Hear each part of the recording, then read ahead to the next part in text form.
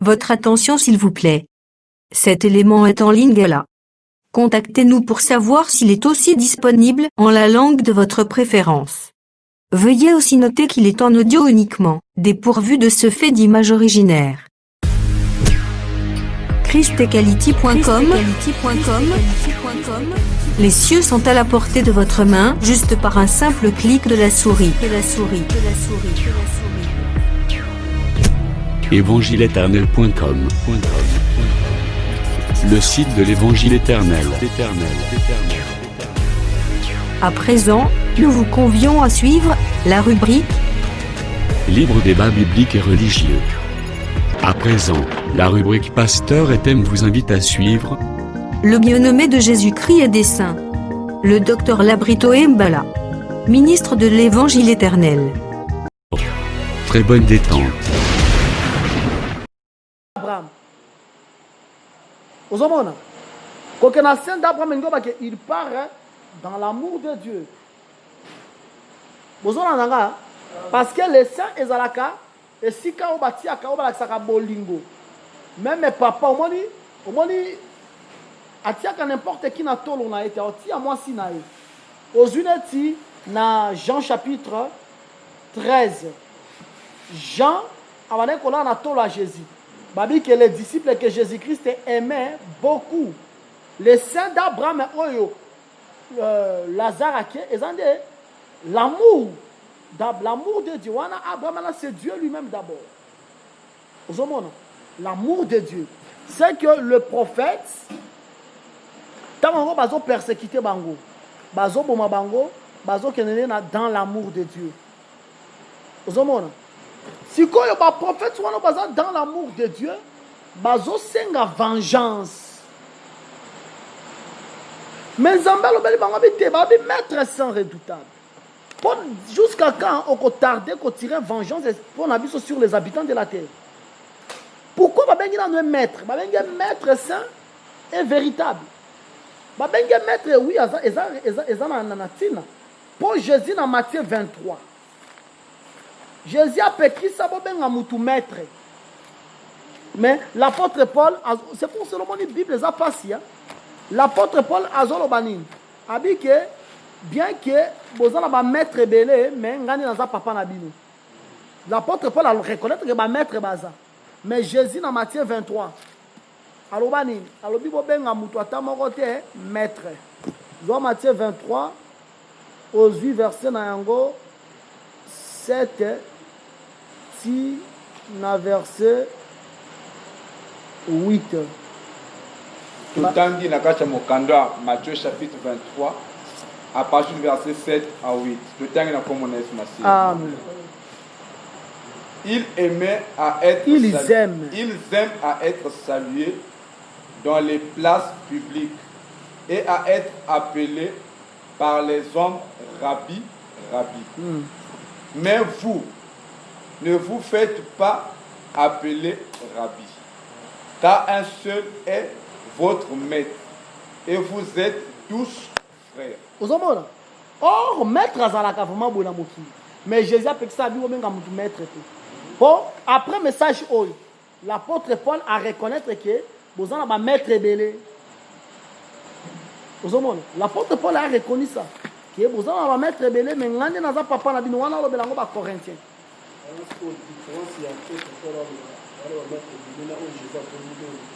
Ok, c'est ça ce que je vais donner maintenant. C'est que nous avons un groupe de prière, nous avons un problème sérieux. Alors, la Bible est Bible est compliquée. Jésus a dit, est-ce que Paul a contredit Jésus? Et ça dit, Jésus a dit, allez baptiser au nom du Père, du Fils et du Saint-Esprit. Ma Pierre va baptiser au nom de Jésus. Est-ce que ma Pierre va contredire Jésus? Oui. Oui. Il faut expliquer ce qu'on a le langage à Jésus. Tant que Paul a dit que vous allez mettre et belé, mais ngane naza père on a engendré bino. Et ça n'a un Corinthien combien? Bon, nous avons Tozu 1 Corinthiens chapitre 4. Tanga yango. Totangi na kacha mokanda ya 1 Corinthiens chapitre 4 à partir du verset 15. Totangi na kombo na Masia. Amen. Car quand vous aurez 10 000 maîtres en Christ, vous n'avez cependant pas plusieurs pères, puisque c'est moi qui vous ai engendré en Jésus-Christ par l'évangile. Moni Bazala qui n'a pas maître belé ba Corinthien. Paul ne peut pas reconnaître encore qui c'est en côté. Mais Jésus dit à vous dans la Matthieu 23 que bobenga mutu maître était. Parce que maître a qu'on appelait personne rabbi. Aux Hollandais. Parce qu'il n'y a qu'un seul maître. Appelez-vous des frères. Maître oyo o Jésus a zoloba. Et ça n'est par rapport au ya. Et l'autre tout le monde a 5e sou. Aux Hollandais. Tant qu'on a zoloba balobi que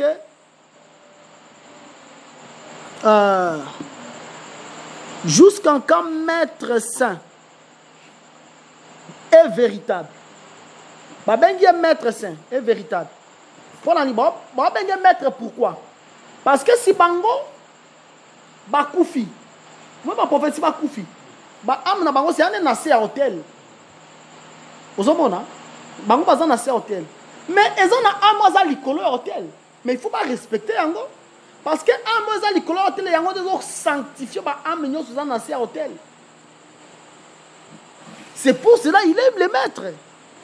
Pourquoi il est le maître? Parce que bango bas tikali meye assez kui.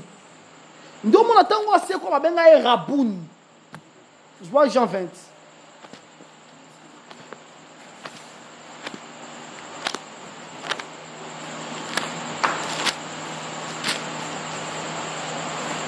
Aujourd'hui, Jean 20, je dois partir à verset 6. Bandana verset 15, ici à verset 16. Totangi na kacha mokanda ya Jean chapitre 20 à partir du verset 15 à 16. Totangi na komones Masia. Amen. Jésus lui dit: Femme, pourquoi pleures-tu? Qui cherches-tu? Elle pensa que c'était le jardinier. Lui dit: Seigneur, si c'est toi qui l'as emporté, dis-moi où tu l'as mis, et je le prendrai. Jésus lui dit: Marie. Elle se retourna et lui dit en hébreu: Rabouni, c'est-à-dire maître. Verset 17, première partie. Jésus lui dit: Ne me touche pas, car je ne suis pas encore monté vers mon Père. Omoni, na zuka kapo la ça. Omoni tango Jésus a sekui. Il va bengi Rabouni. Rabouni qui veut dire le maître. Dans Matthieu 23, par la sur le maître, ça veut dire rabbi. Vous voyez, Rabouni, c'est ça seulement rabbi. Mais, par rapport à la résurrection. Maintenant, c'est Jésus-Christ qui est la résurrection et la vie. Les hommes, les prophètes, ils sont morts. C'est quoi? Ce n'est pas bien maître. Maître saint. Demandez, à partir de Yawanande, Jésus a n'appelait personne rabbi. Personne n'est rabbi parce que c'est Jésus-Christ qui est le prémisse de la résurrection. Est-ce que vous avez très bien? Hein? Maître saint véritable, c'est-à-dire c'est Jésus-Christ qui est le sang de Dieu. Il n'a pas péché. Comme maître saint véritable, véritable parce que dans le bail que ma prophète soit en vérité dans ma Jésus. Moukou a Élisée à solo Zara Jésus parce que c'est lui qui nous donne la vie, parce que c'est lui le véritable. On expliquera déjà en gros temps toujours expliqué sur les 7 églises il y a Asie. Toujours dans malam. Maintenant c'est une vengeance. Il y a l'obité. N'a pas venger pour être. Bon zélatine un compagnon de service. Tanga 5e sou. Pour que faut vous en aider malam, vous allez comprendre 5e sou. Le tangi na kacha mokanda Apocalypse chapitre 6 à partir du verset 9, le tangi na komones Masia. Quand il ouvrit le 5e sceau, je vis sous l'autel les âmes de ceux qui avaient été immolés à cause de la parole de Dieu et à cause du témoignage. Toi aussi, ça va mal. Au moins, tu as dit que les âmes qui tuent à cause de la parole de Dieu et à cause du témoignage. Je vais expliquer à l'île de Patmos. Jean Zalaki dans l'île de Patmos, pourquoi? C'était à cause de la parole de Dieu et à cause du témoignage de Jésus-Christ. Mais à cause des témoignages qu'ils avaient rendus. Et l'ingolo va juste que la parole de Dieu et le témoignage. C'est-à-dire la parole et l'explication. Pour la 1 Pierre chapitre 1, que les prophètes qui ont prophétisé, ils touchaient la grâce. Et ils ont fait de ces salis l'objet de leur recherche et de leur investigation. 1 Pierre chapitre 1, aux versets 8, 9, 10, même 11. C'est que les prophètes, pourquoi? Parce que les prophètes, ils touchaient la grâce. Alors Israël ne voulait pas ça. Il faut ça nini aboum. Même si tu as un prophète, tu as une illustration à Abel et Jean-Baptiste. Un prophète, c'est qui? C'est Israël. Mais au lieu de Zambé attendre que Israël n'a pas un prophète. Zambé attend qu'il bon côté. Pour Nani, ce qui est dans Matthieu 27.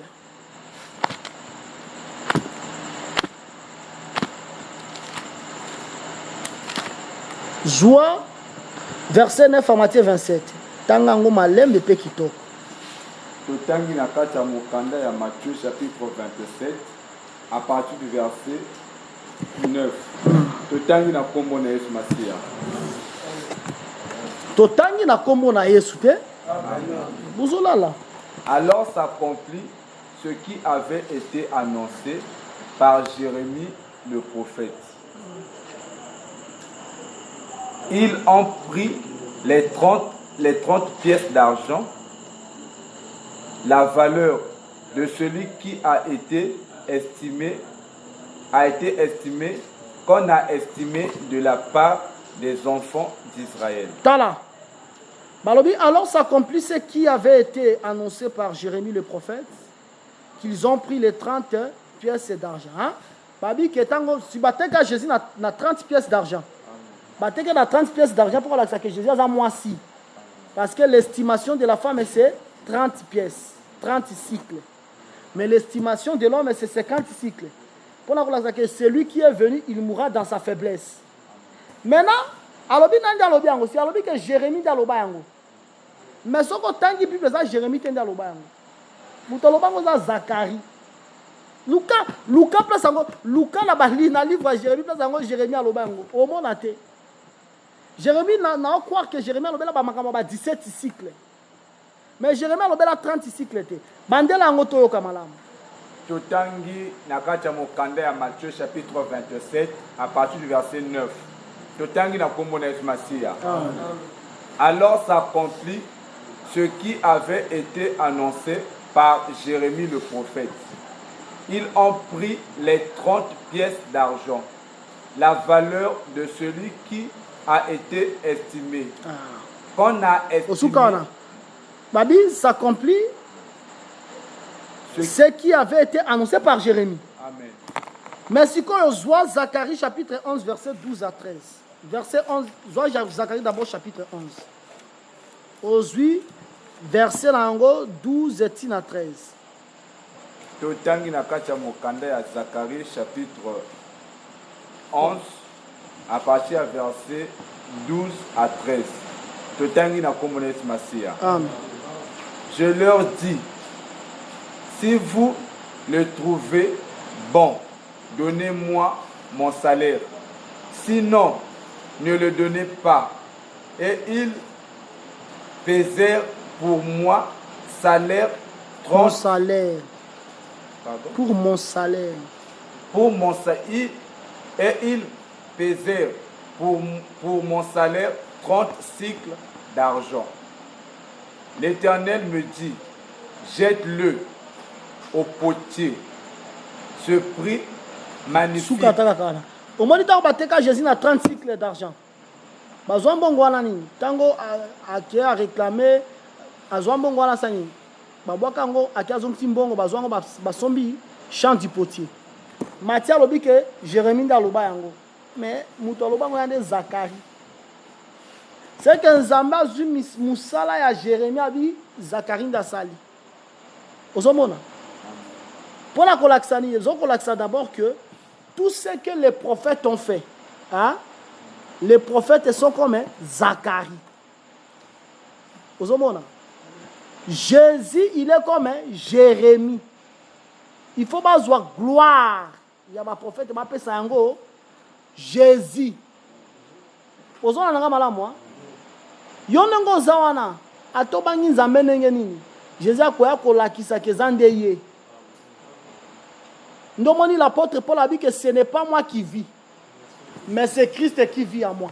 C'est que Paul a lokola Jérémie, a lokola Zacharie, mais a eu gloire à yango Jérémie. Parce que Moutoualoba yango, dans Matthieu 27, ezalaka Jérémie, c'est Zacharie. Vous avez un malamu, non moi qui bola la mingi no kata siko. No kata na mwanga il faut na suka na 5e saut parce que bola là déjà. Moi je suis en 6e saut ezalate. Frère Chico tia yaki azola la kaka, azali skin chafa na simana yo, logo la mutu moko a Hollande. Bon lembisanga, ngande ku tufonga lemba. Non lo ba pendant une semaine na zolo ba jour pour jour na temple. Na tongo na kena ko baptiser batu. Frère, il faut zo baptême, il faut ngane suna kena la ndena ndako pour que zo baptême. Pour na sali na ye, na comprendre ba frère côté. Mais soki za makambo mbongo wana. Malamu ki tongo makasi. Nyoso wana ngala tsabino na stimuler ngo ke bolinga nzambe koleka nyoso.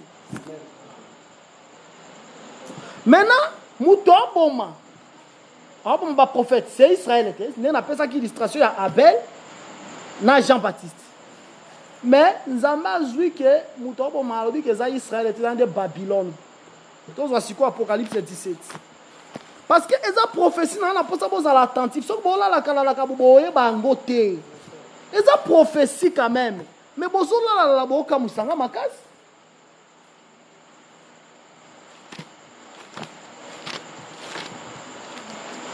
Jean Apocalypse 17.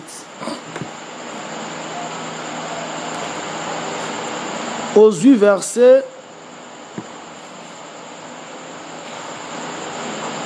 4 à 6. Il y a Apocalypse 17. Totangi, Apocalypse chapitre 17, à partir du verset 4 jusqu'à 5. 6. À partir du verset 4 jusqu'à 6. Totangi na komones masia.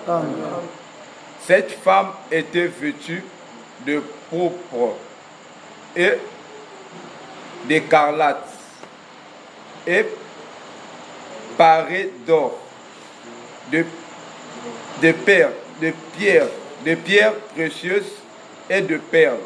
Elle tenait dans sa main une coupe d'or remplie d'abominations et des impuretés de sa prostitution.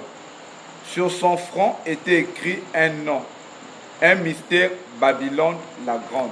Bazola sa moi si wana comment aza mystère. Moi si wana de l'église catholique. L'église catholique ne komona ki wana to mone bon avant de la nyama. Fondement na wana tu viso fondement na biso za les 12 pierres, l'enseignement apostolique. Fondement ya église catholique ça la bête. Fondement na église catholique c'est la bête. Et bah tu vas comprendre. Balobi déjà ngwa babili ni. Ba komi kombo moko babi comment ça mystère Babylone. Mais le fait ça mystère bino bomo ne loko mususu mais loko mususu de bombani sima bino bomo na catholique mais c'est loko bombani sima de Babylone. C'est ça les choses de Dieu. Dieu te bomo na bango c'est premier somo bimbe fana de wana. Mais on a pe batu ba okende uza pe na bandeko ba papa leki ba sambela na catholique. Et puis on dit que mon biso basango kuna ezaka désordre te bino mobeta biso kuna to imba ka malembe aranzo kwa ko malembe wana nde lola nzoke loko wana ezade que c'est la prostituée ne ba sambela pas la prostituée. Maintenant continue le texte. Sur son front était écrit un nom, un mystère, Babylone la grande, la mère des impudiques et des abominations de la terre. Omoni bango moko nde bakolo ba science okite oboyoka ba franc-maçonnerie bango nde bakolo na bango nde bakolo pédophilie bango bangonde ba mama bana ne nyoso mona eti baba aseka ba ministère amene bango so bana ya prostituée batu ba le kale kango zo kiza makambo komama déjà na kala nzamba sakola ngo déjà. Et je vis cette femme ivre du sang des saints. Babi ke bamoni mwasi yango alangwe makila ya basantu. To babi ivre de sang des saints. Muto alangwa kande masanga. Pona kola sa ke le sang c'est le vin. Ozomona? Et du sang des témoins de Jésus. Témoins de Jésus, bato ba témoignage Jésus. Ozoueti ba Pierre. Oboni bango de ba boma Pierre hein, mais babi ke Pierre n'est pas pena bango aliboso. Mais bango de ba boma Pierre. Et en la voyant, je fus saisi d'un grand étonnement. Obi ke lekela vraiment Jean. Eh, bino bato bolo ba ke bino de sango, bino de ba pape, bino de ba santu. Mais comment ce sou? Non, on a des makila ya ba santu. A mon ango a retrouver makila ba prophète, moi makila ba belle wana. Makila ba prophète nyonso tina ba Jean Baptiste. Makila ba Pierre ya ba martyr nyonso baza na Hébreu 11. Makila bato ba amoni makila ngonde na catholique. Omoni bato ba maître nyonso za. Ata bébé noir omoni abomi mutu. Ezane catholique nda bomi mutu. C'est ça Nzambe. Mateya na ende bomi mokili. Besoin d'anga malam. Mais biso to bangelo côté parce que biso to na kati ya île de Patmos. To ba que l'église za lokola jaune d'œuf. Wana ne mungu eza wana ne saveur eza. Est-ce que to zo na malam moi? C'est que l'église catholique bangonde la femme ou la prostituée. Bangonde bazana sang ya ba témoin à Jésus. Bangonde bazana sang ya ba santu. C'est que ndengo mona ki Israël a bo makaba prophète. Ma prophète. En réalité, Israël est catholique. Parce que Israël est tué les prophètes parce qu'un esprit animait Israël.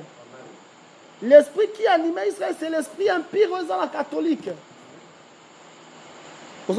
Parce que catholique, le long de l'émission, il y a 322, il y a concile à Nice, des catholiques qui ont existence, mais catholique existait déjà.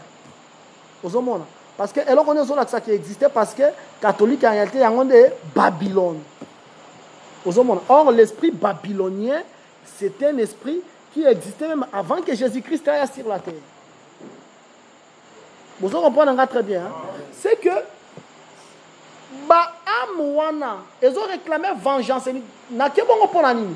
Pour olo bate que tango nzamba zo vengeance nzamba zo ne kobeta Israël. Vengeance wana akoya kobeta muto aboma ki ba prophète. Mais boye bato ba prophète les enfants pe ba juif. Mais Nzambe on attangela ke ba juif de ba boma ba prophète attangela ngo catholique. Maintenant bango ba réclamer vengeance. Vengeance wana ngo bate ke Nzamba kwa kobeta Israël akoya ne kobeta les puissantes nations.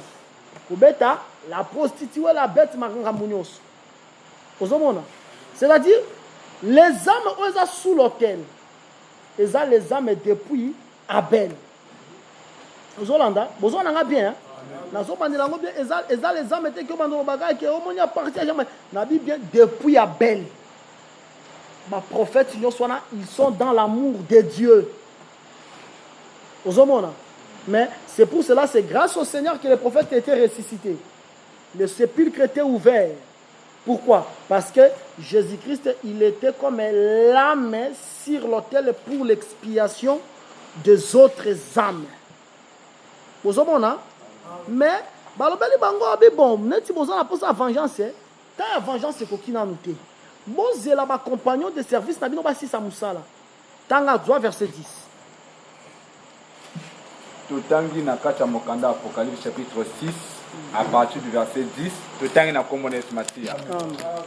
Ils crièrent d'une voix forte en disant: jusqu'à quand, maître saint et véritable, tardes-tu à juger et à tirer vengeance de notre sang sur les habitants de la terre? Une robe blanche fut donnée à chacun d'eux, et il leur fut dit de se tenir en repos quelque temps encore, jusqu'à ce que fût complet le nombre de leurs compagnons de service. On m'a dit pas compagnons de service, ce sont les déshonnés. Babi bon a coquille venger bon côté pour ba déshonnés on peut pas ba prophète. Bango basi ça fait musala. So basi si musala na ko venger, bazo réclamer vengeance. Pour batu balo baké, batu musu bande ba na lo baki ngo les bandits. Les gens disent que les prophètes ne seront pas enlevés, nabi que les prophètes vont enlever. Mais elingo baté que bango bazana ba azale par rapport à vengeance. Ozomona, vengeance c'est-à-dire le nombre de compagnons de service bazala ya okoka. Mais voilà oezo ganga en disant jusqu'en quand maître c'est à venger. Voilà pour zoyango ozwango na Jérémie 4.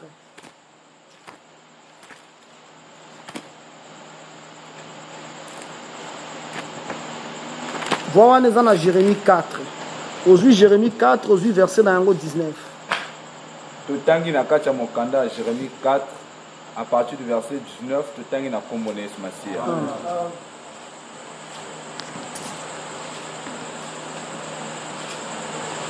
Mais mes entrailles, je souffre au-dedans de mon cœur.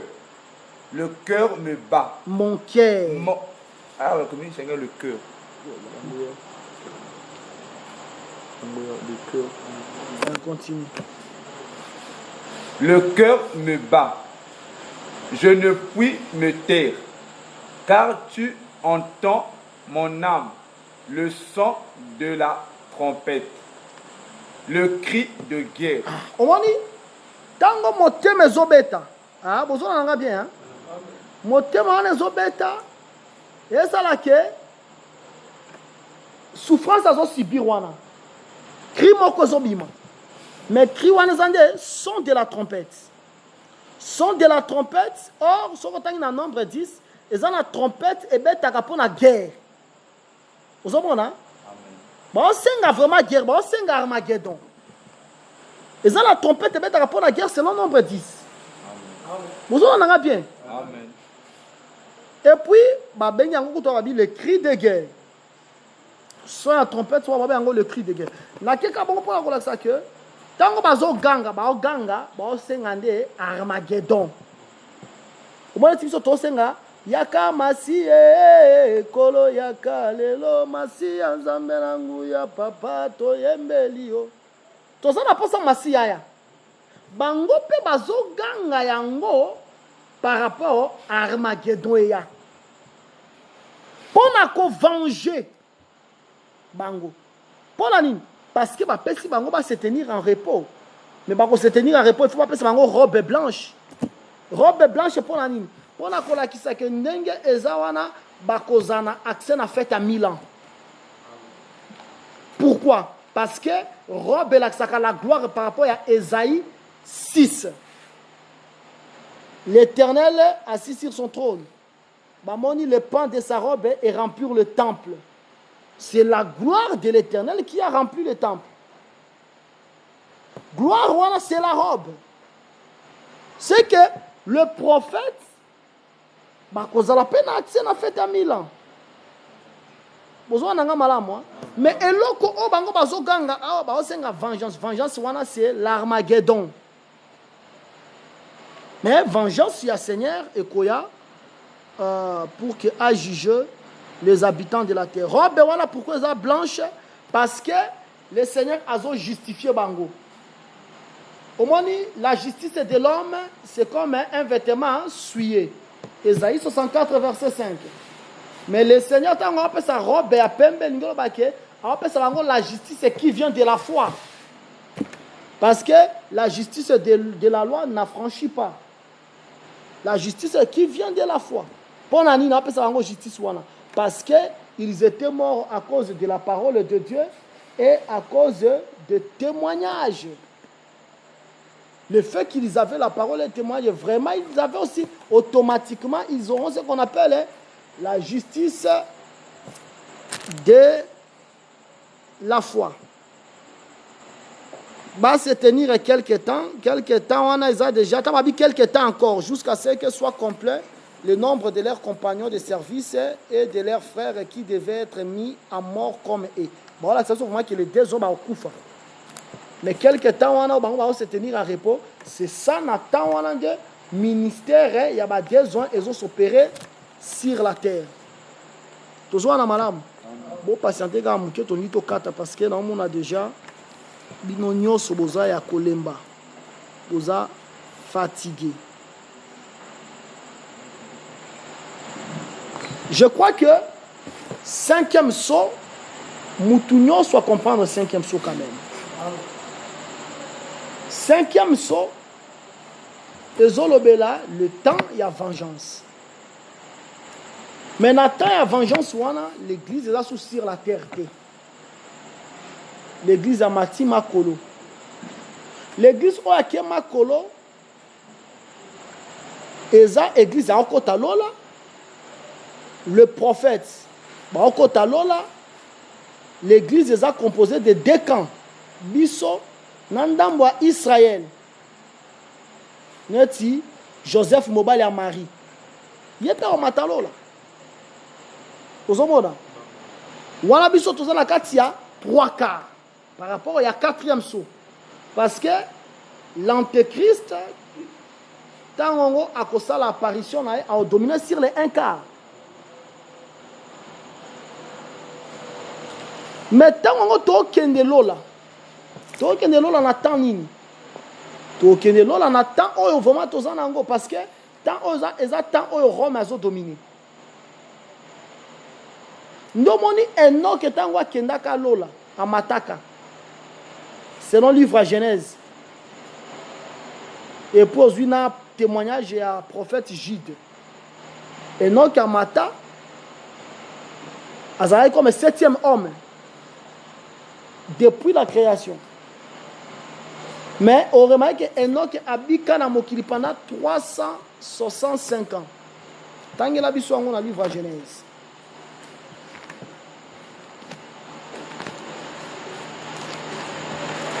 Aujourd'hui, Genèse 5.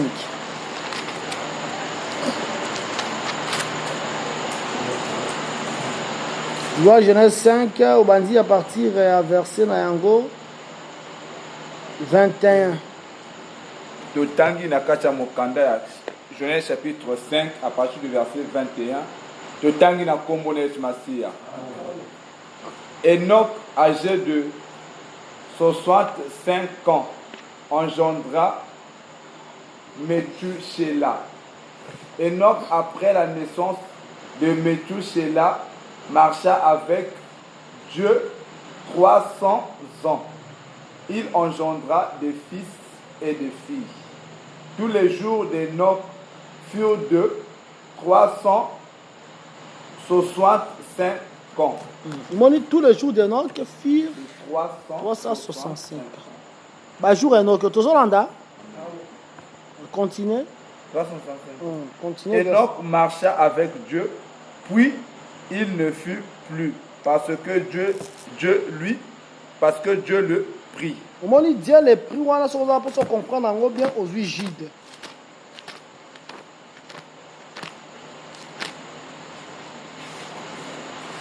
Dieu le prit, on a pour se comprendre aux Gide, avant Apocalypse. Amen. On a Gide. Amen. Joie verset Nayango, Joie Gide 14. Joie Gide 14. Tutangi na kata mokanda ya Jude 14. Tutangi na komones Masia. Amen. C'est aussi pour eux qu'Enoch, le 7e depuis Adam, a prophétisé en ce terme: voici le Seigneur est venu avec ses saints myriades, avec ses saintes myriades, pour exercer un jugement contre tous et pour faire rendre compte à tous les impies parmi eux de tous les actes d'impiété qu'ils ont commis et de toutes les paroles injurieuses qu'ont proférées contre lui des pécheurs impies. Ce sont des gens qui murmurent, qui se plaignent de leur sort, qui marchent selon leur convoitise, qui ont à la bouche des paroles hautaines, qui admirent les personnes par motif d'intérêt. Mais vous, bien-aimés, souvenez-vous des choses annoncées d'avance. Je vois Hébreu 11. Je vois Enoch. Ce qui est clôturé. Je Hébreu 11. Hébreu 11 là, recherché en haut bien. Je vois verset 5 à Hébreu 11. Totangi na kacha mokanda ya Hébreu 11 à partir du verset 5. Totangi na kombo na Esmasia. C'est par la foi qu'Enoch fut enlevé pour qu'il ne fût... Babi que Enoch a qui enlevé. Hein? C'est-à-dire, Hébreu 11, verset 5 a expliqué très bien les prix au ya Genèse 5. Besoin d'en bien. C'est-à-dire, Dieu les prix, Dieu même l'icolo. Mais à même l'icolo, on a âge, Enoch a 365 ans. Si par rapport à Ézéchiel chapitre 4, verset 6, un jour aux alaka na une année. C'est que 365 ans aux là 365 jours. Besoin n'en bien. Maintenant, ce qui te zongi na calendrier romain, une année égale à combien de jours? Net année 365 jours. Une année égale 365 jours. C'est que pendant que nous avons de la grâce, nous avons un temps romain. Rome est dominé. Calendrier à Rome est l'icolo. Pour y aller même à la bête, où il y a monté de l'abîme. Vous voyez? Il y a même la bête où il y a monté de l'abîme. Tant qu'on a dit que la bête n'est plus. La bête n'est plus par rapport à tant qu'on a messager bazoté. Mais tant qu'on a il réapparaîtra. À paraître les sous-sous. Et ça a tango où ils mata pour que a créé ce qu'on appelle le silence des demi-heures auto-expliqué on a 7e sous. Aux Hollandais. C'est qu'il faut d'abord que tous en temps romain. Parce que tout le monde est Enoch. Enoch est 7e à matin à Makolo. L'église est paix. C'est comme une perfection, comme le chiffre 7. En ça, il y a aucun. Mais tant que Enoch a aucun, Azan a âge à 365 ans. 365 ans, c'est ça, 365 jours. Or, une année à calendrier romain, on a 365 jours. C'est que tant haut, on a temps romain.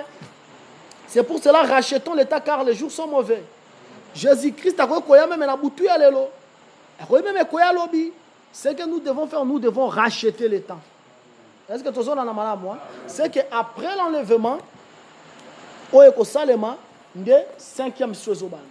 5e soana, tant on a de 5e saut, tout le monde a ouverture nango. Mais 5e saut, ils ont bandaté par rapport il y a bateau qui couf après l'enlèvement de l'église. Besoin d'en madame. Mais bateau au couf faisant qu'on banda bateau tina Abel. Pour Abel et pas ça les prophètes. Vous comprenez très bien. Hein? C'est un peu ça que les allants qui t'ont partagé dans mon équipe.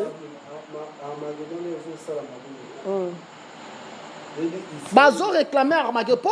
Babylone quand Armageddon. Au moins net 5e saut à l'obéli juste la pensée il y a vengeance sur les quand il y a prophète. Bango ba ko venger te. Pour anine parce que Jésus a écrit la vengeance des aponaï. Et Brésil à moi la vengeance, à moi la rétribution. Bango ba ko venger te. Bango so passer bango ba pardonne. Aujourd'hui Étienne na acte 7. Tant bo bet Étienne bo mal Étienne. Étienne a pardonné, mais il a vu quelqu'un na trône à la droite du Père Azala qui debout. Or, la position debout, c'est la position de combat. Ce qu'on a nombre 10. On a dit que l'Éternel lève-toi afin que tes ennemis soient dispersés. C'est ça, l'esprit, la pensée, la vengeance, c'est ça, dans le 5e saut. Par rapport, le prophète va réclamer vengeance. Le prophète, on a dit depuis Abel. Si aujourd'hui même, Christ est mon corps, il venger même son propre sang. Aujourd'hui même, martyr et Hébreu 11. Aujourd'hui même, qu'on a vu sur apôtre. Aujourd'hui, Jean-Baptiste.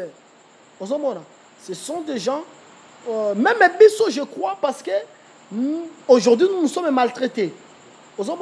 Et ça, tout enfant de Dieu, tout le monde qui est dans le programme du Seigneur, oyo, azana pour ça que Zambé a justifié. Vengeance soit les années que le Seigneur justifie nous vraiment que nous étions tes enfants. Aux hommes, mais bisous. C'est que l'église des hommes mais non, le reste, il y a ma frère où vivre piété. Azali quand même batikani. Te Babylone qu'on a nyoso na repesa ngo éclaircissement dans le 6e sou. Dans le 6e sou na fungola ngo bien, dans le code s'appelle Apocalypse 7 na 4. Dans le code Apocalypse 7 na 4 pour la répondre très bien à la question na yo. Et puis tu reçois Apocalypse 8 et voilà ba code s'appelle son incidence à demi pour que l'éclaircissement soit vraiment parfait. Toujours en amala moi.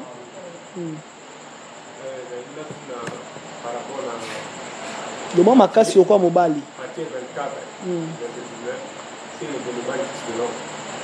Le papier.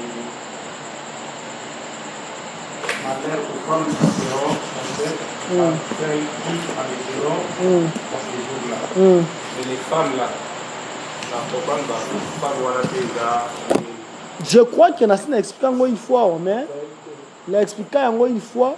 Je ne sais pas ce qu'il y a, ce qu'il a partagé peut-être dans ma terre, dans la prédication, dans le cadre de la kilt. Dans le bal, d'abord, les femmes qui seront enceintes, dans le temps, on a dit en guerre. Moi, c'est ce qu'ils ont zémi. Vraiment, ils ont malheur pour nous. Pas encore qui m'en banque. Non, moi, maman, Mélissa, moi, je suis dans le retard. Pour nous, qui m'a persécution. Ils ont une forme, mais la pensée révélative en Zambé, les femmes enceintes, ce sont des messagers. Et pardon, les 144 000. Les femmes qui allaiteront, des messagers. Parce que la parole du Seigneur, Pierre a comparé dans ma belle, dans le lait maternel. Si les deux messagers, on dit que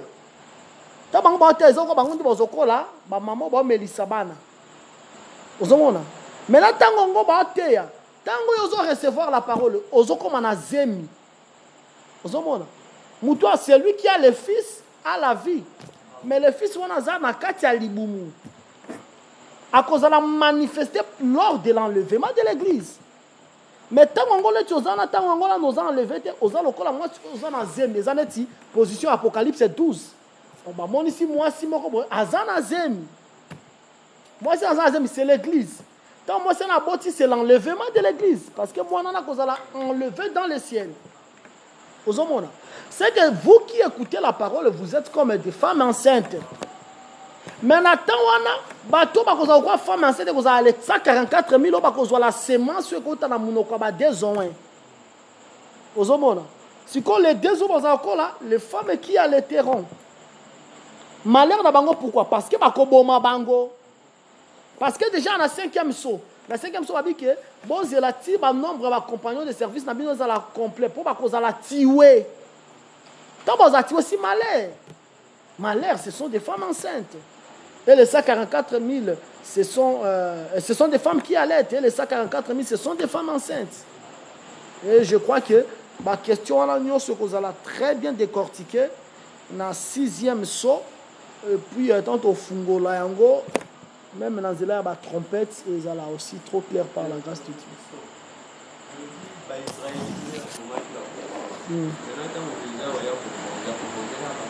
Si na lobi yango boye, bango babomi ba prophète menzamba kontele yango Babylone. Babylone a compté bango pourquoi? Parce que c'est l'esprit. Vous comprenez? Omani mutu oya abika kindumba eza na molimo ndeza simezo sala abika kindumba eza ti Pierre alobiri abika tu es le Christ. Jésus alobate que Pierre yondo lobi abi c'est mon père qui t'a révélé.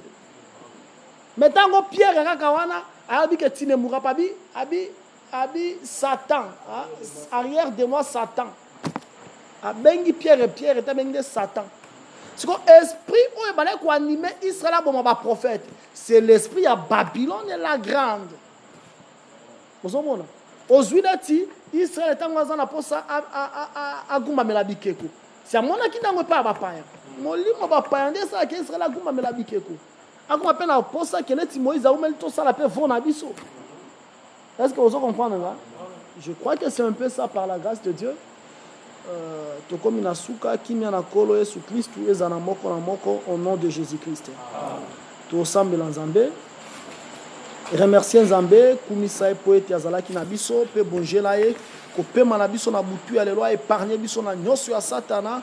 Tosambeli na kombo na Yesu Kristu. Kombo na Yesu Kristu. Kombo na Yesu Kristu. Kombo na Yesu Kristu.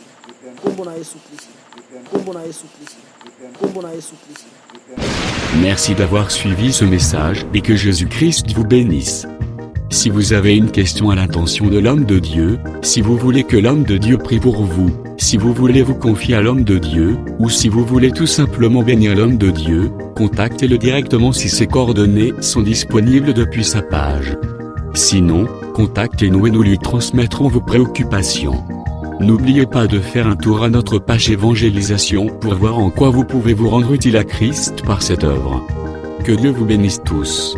Amen. ChristQuality.com. Les cieux en un clic de la souris. Évangile-éternel.com, le site de l'évangile éternel.